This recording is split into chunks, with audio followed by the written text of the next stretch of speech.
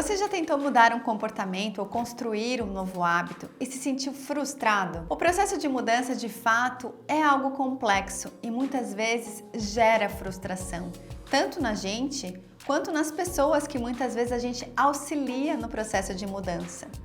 Hoje a gente vai entender um pouquinho mais sobre os principais mitos que envolvem o processo de mudança. Meu nome é Bruna Boaventura, sou nutricionista, pesquisadora e professora de nutrição, e hoje eu vou desmistificar alguns mitos e mostrar como o processo de mudança é sim possível. O primeiro mito é que o processo de mudança é algo simples. Não. O processo de mudança é algo complexo e desafiador. E quando a gente pensa que é simples, a gente não dá a devida atenção para esse processo.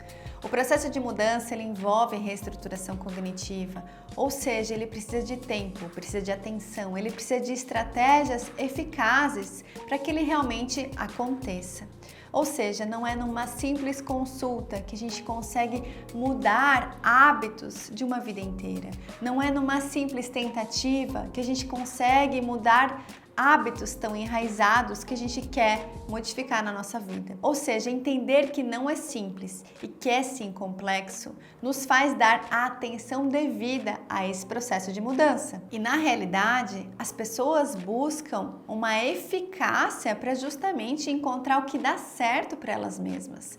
Muitas vezes, a chave da questão é encontrar o que é possível e execuível para determinada pessoa e muitas vezes não é execuível para outra pessoa. Então é ali que está realmente a grande busca por entender sobre a eficácia das estratégias que dão certo para determinada pessoa.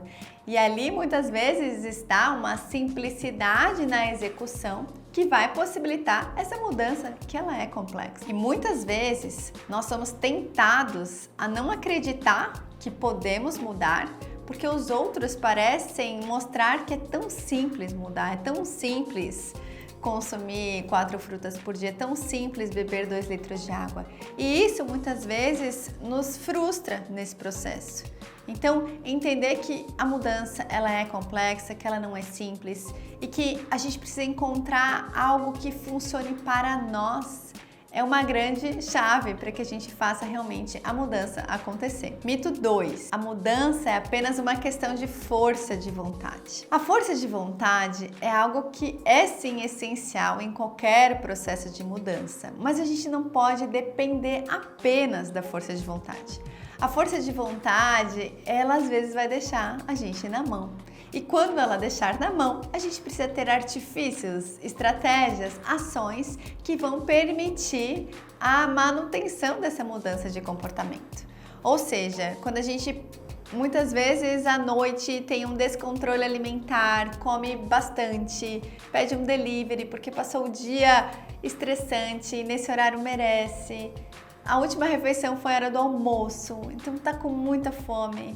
Aí une a fome com a vontade de comer, não dá para depender apenas da força de vontade. Ou seja, a gente precisa usar estratégias para auxiliar a força de vontade e não depender apenas dela.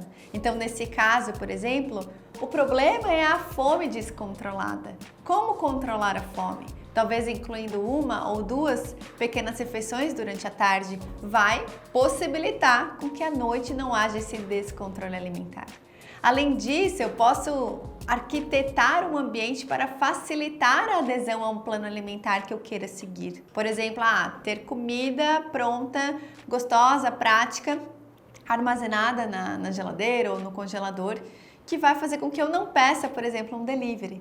Então, entender que a gente tem que auxiliar a força de vontade e não depender apenas da força de vontade. Quando a gente não depende apenas da força de vontade, a gente entende que o processo não é emocional, mas ele é planejado, ele é estratégico. O terceiro mito é: eu tentei de tudo e nada funciona. Talvez o tudo que já foi tentado muitas vezes foi o mesmo. As maneiras, as soluções que foram buscadas foram às vezes as mesmas soluções. Talvez dietas restritivas ou tudo ou nada, enfim, jejum, passar fome, enfim, estratégias talvez mirabolantes de restrições que de fato não vão dar certo, não vão sustentar a longo prazo? Será que as estratégias buscadas não foram estratégias que já eram fadadas a dar errado?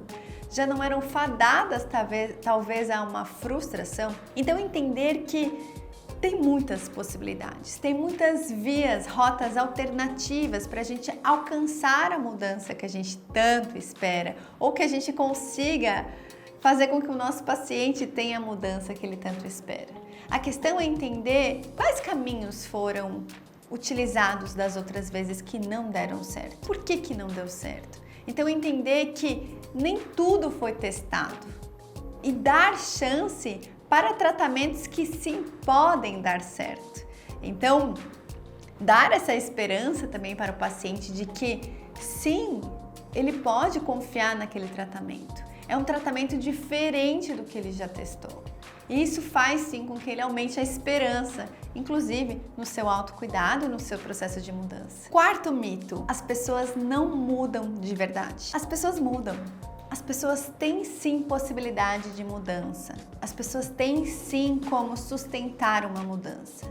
A grande questão é que quando a gente entende a complexidade da mudança, que a gente entende o que dá certo pra gente, que a gente não depende somente da força de vontade, a gente utiliza estratégias, utiliza automonitoramento, ferramentas que vão possibilitar dar certo essa mudança. Então, sim, muitas pessoas conseguem fazer esses processos de automudança consigo mesmas. Então, a gente precisa acreditar que de fato dá certo, porque dá certo. A grande questão é como a gente vai fazer isso. Então, para que dê certo, não adianta eu tentar das formas que deram errado. E aqui é mais uma possibilidade, mais uma forma da gente avaliar o que não deu certo. O que deu errado das outras vezes? Porque agora eu vou ressignificar o erro, ou a recaída, ou o deslize. Ressignificando, eu estou mais perto de buscar, de encontrar a tão sonhada mudança de comportamento, a construção de um hábito que eu tanto quero ou que eu quero incentivar para o meu paciente. Sendo assim, entender esses 4 mitos sobre o processo de mudança é essencial para que a gente auxilie o nosso paciente, que a gente entenda, que a gente tenha clareza sobre o processo de mudança. Assim a gente vai ajudar a construir, a transformar a vida das pessoas, que as pessoas consigam de fato incorporar nas suas vidas comportamentos alimentares, comportamentos de saúde mais funcionais. Mas a gente precisa entender aonde que normalmente as pessoas costumam cair. E especialmente esses mitos, eles são muito claros para que a gente consiga encontrar rotas alternativas, formas para realmente dar certo o processo de mudança. Eu espero que nesse episódio eu tenha trazido novas perspectivas sobre a mudança, ferramentas, formas de olhar esse processo e que auxilie você no seu processo de mudança ou com o seu paciente a entender um pouco mais sobre a dimensão da mudança e da construção de hábito. Se você gostou desse conteúdo, compartilhe, curta, se inscreva aqui no canal para mais insights como esse.